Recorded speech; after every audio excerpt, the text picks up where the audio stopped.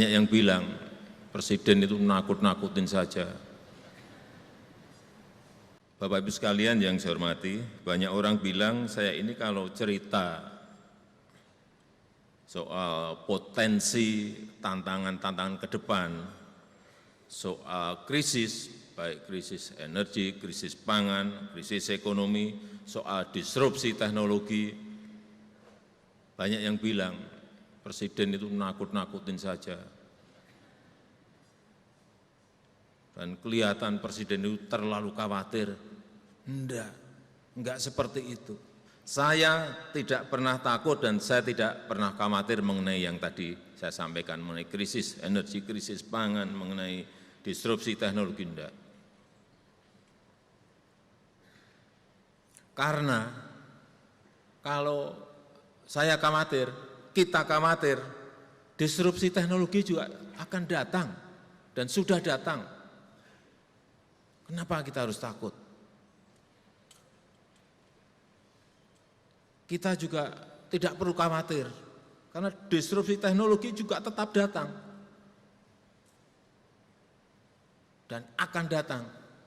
Setiap hari perubahannya begitu sangat cepatnya. Jadi apa gunanya kita khawatir, apa gunanya kita takut?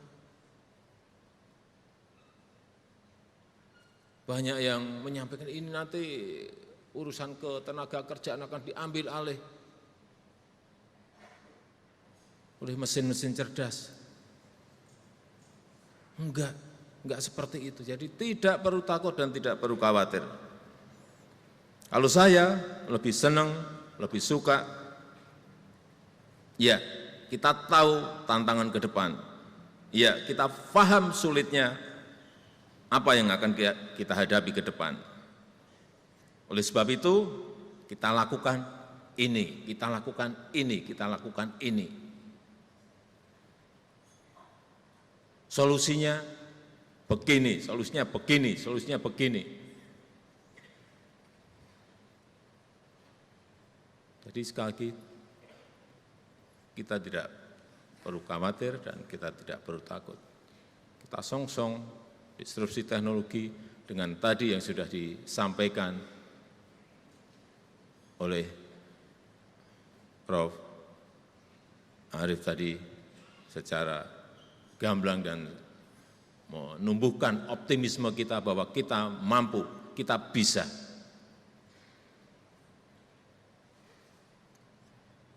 Saya berikan contoh ancaman krisis pangan, ini yang relevan dengan IPB.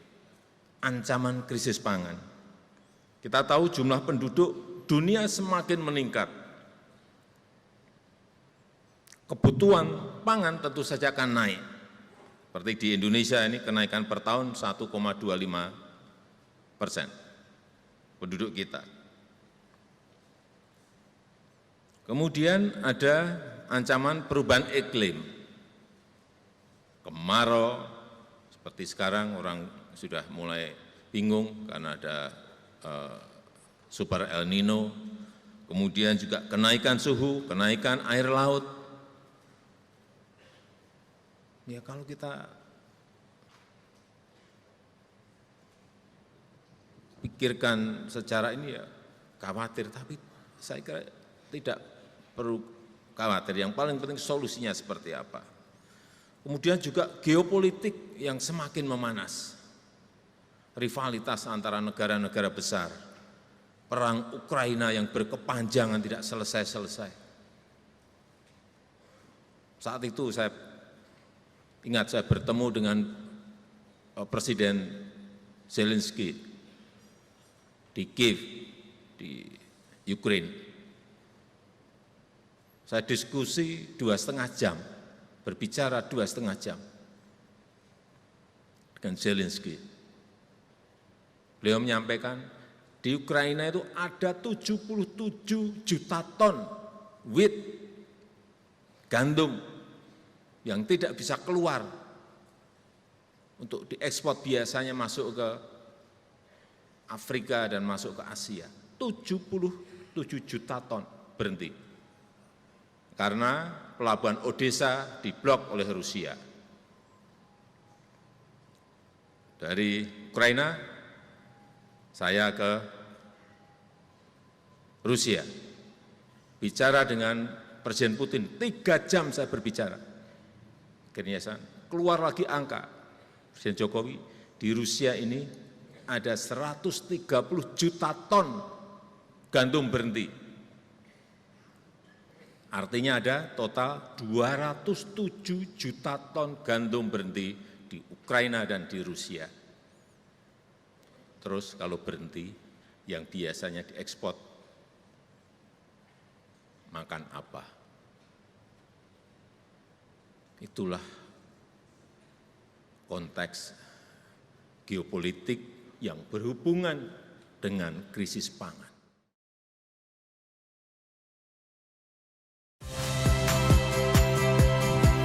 Saya Cynthia Rompas. Saksikan program-program Kompas TV melalui siaran digital, pay TV, dan media streaming lainnya. Kompas TV, independen, terpercaya.